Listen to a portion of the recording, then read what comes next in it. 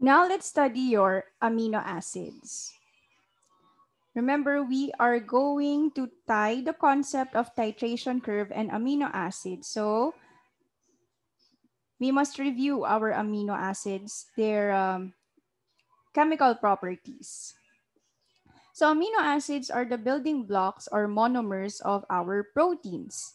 And there are 20 common amino acids. So majority of the proteins are comprised of these amino acids. Of course, we have the less common amino acids. They will be mentioned in another video. Let's study the general structure of an amino acid. So an amino acid has a central carbon atom. Well, it's called central because a lot of functional groups are attached to this carbon. It's often called the alpha carbon. So in all amino acids, you have a carboxylic acid functional group attached to this alpha carbon. You also have an amino group and a hydrogen atom. And then these amino acids differ by the side chain or the so-called R group. So we see that there are 4 different groups attached to this alpha carbon, which means that it can be a stereocenter or a stereoisomer. We will go on to that in a little while.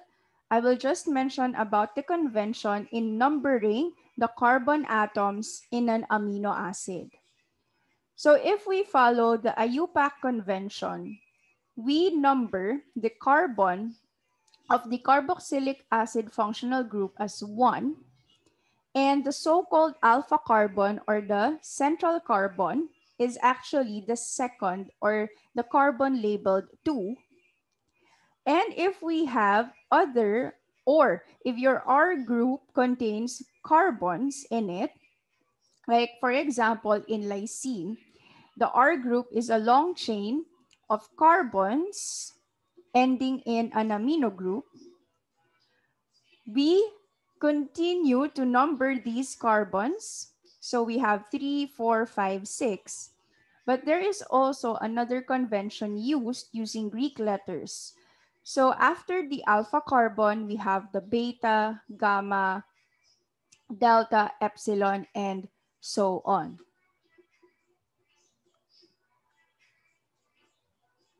Now let's go to your alpha carbon being a stereocenter. So your amino acids can form stereoisomers because the alpha carbon is surrounded by 4 different functional groups. Let's take alanine as an example.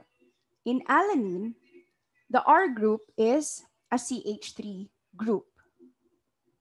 So we see here that if the groups surrounding the alpha carbon is oriented in this manner, we form the L isomer or L-alanine. On the other hand, if their configuration is like this, we form the D-alanine. Now this L and D